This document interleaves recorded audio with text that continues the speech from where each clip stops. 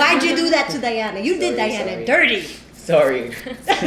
Wala na siya nagawa. Wala na. Sorry na lang. Nag-sorry naman eh. Sorry for what? So how did you feel nung isa ka sa mga choices pala para mag-execute pala kay Diana? Yeah, and not just that, how did you feel about your characters from start to finish? Kasi nagbago lahat ng characters natin, di ba? And lalo na for you, both of you, and then Aidan, of course, well, your character always had a very special place in the hearts of the audience. So, let's start with you, James. Well, How did you feel? Actually, nung nakausap ko po si Coach Ruth, ang una ko po talagang natanong sa kanya kung may impact po ba talaga sa tao yung magiging character ko. Kasi yung nagiging ugali ko from the start papunta sa dulo, nag-iiba.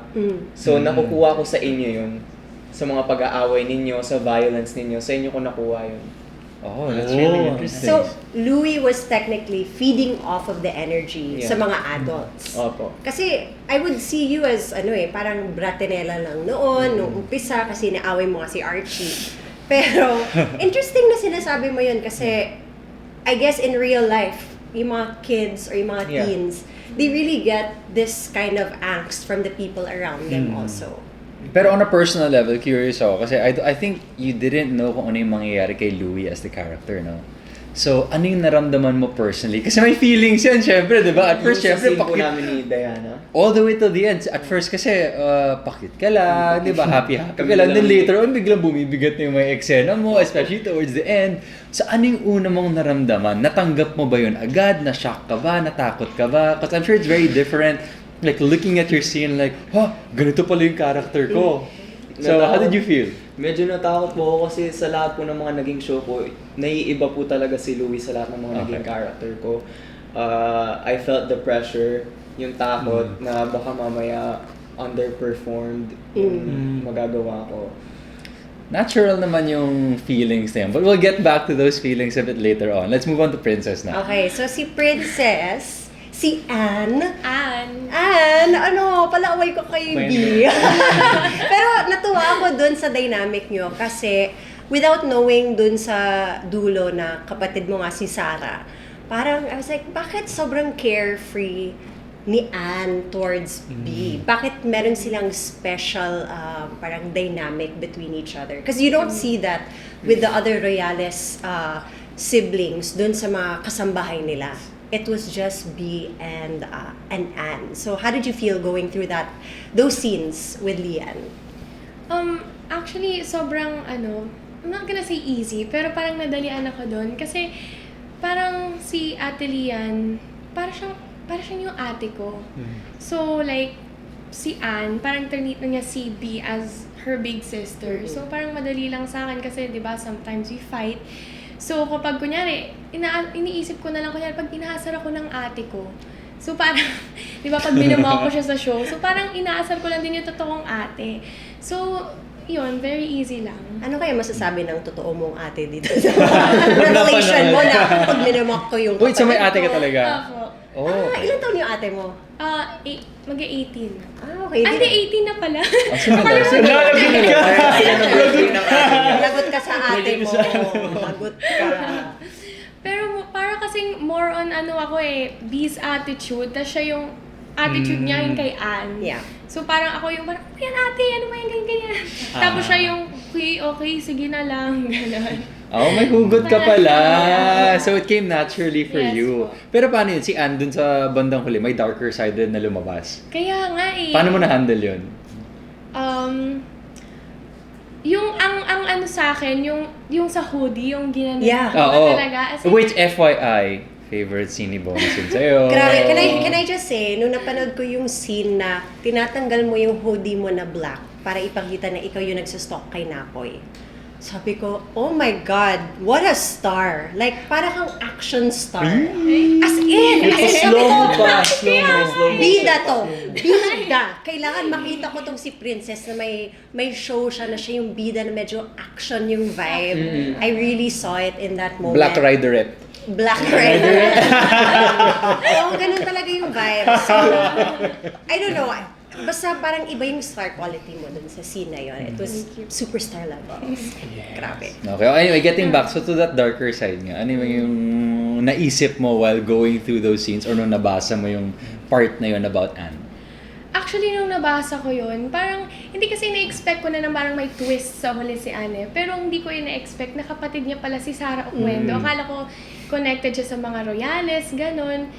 Pero like, actually nung ginawa namin yung scene na yun, ang nasa isip ko lang talaga parang, parang killer ka, ganun. Parang think like a killer.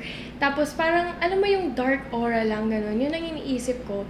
Actually, kapag pinaprank ko yung ate ko, yung ganong parang Mga playful scary. na parang Yeah. scary, ganon. Yun ang iniisip ko. Ay, Pinaprank mo lang pala yung mga Royals.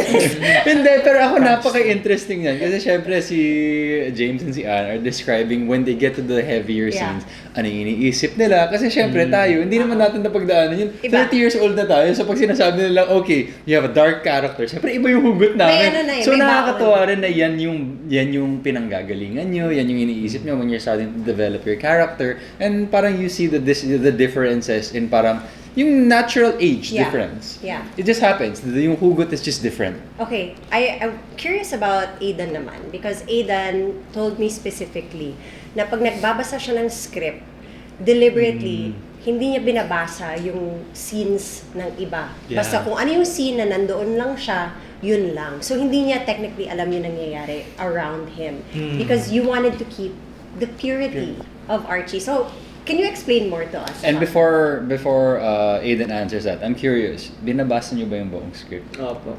Anne? Wow. Medyo. No, it's okay. Everyone has their own thing. siya, Okay. hindi niya binabasa po. Ako, I find the script very interesting, lalo na yung script ng Royal Blood. Kaya binabasa ko talaga kasi nanonood talaga ako sa TV. Yeah. Okay. Oh, that's interesting. Oh, ikaw, Anne, defend yourself. Ako minsan yung scene ko lang talaga yung inaaral ko. Pero kapag kunyari, curious ako kung saan pinanggalingan tong scene na to, bakit to nangyari, binabasa ko yung iba, pero hindi na. Oh, high five. Pareho tayo. I'll explain myself later. But sige, Aidan, yun nga, you had that technique or that deliberate way na hindi mo binabasa yung ibang parts. Can you explain bakit nga ganun yung style mo? But at first, nung binigay sa akin script, binasa ko siya. Binabasa ko siya like nung week 1, nung week 2, or nung first, parang hanggang week 4 yata yung binigay sa atin. Pero yung kinukunan pa kasi yata that time hanggang week 1 or 2 or 3 pa lang. So binabasa ko yung mga scenes kahit na hindi ako kasama. Pero nung nafe-feel ko na parang naapektuhan ako pag binabasa ko pa lang. Yung parang pag ginagawa ko na yung scene, pag nasa taping na ako, nasa set na ako, ay, alam ko yung nangyari, ganto-ganto sila. Tapos feeling ko naapektuhan ako. Tapos dapat hindi naapektuhan yung character ko. Doon na ako parang nagkaroon ng kinausap ko yung sarili ko. Parang salamin ba? nag-decide ako na, sige, parang try ko muna mag-focus sa mga scenes ko. Tingnan ko kung mag-work yun. Then, nung sinabi din ni Miss Ruth na parang goal sa character ko, I have to remain pure, innocent, and genuine talaga sa lahat. That time, sabi ko, naisip ko na agad, okay, sige, tama yung ginagawa ko. Tutuloy ko lang to.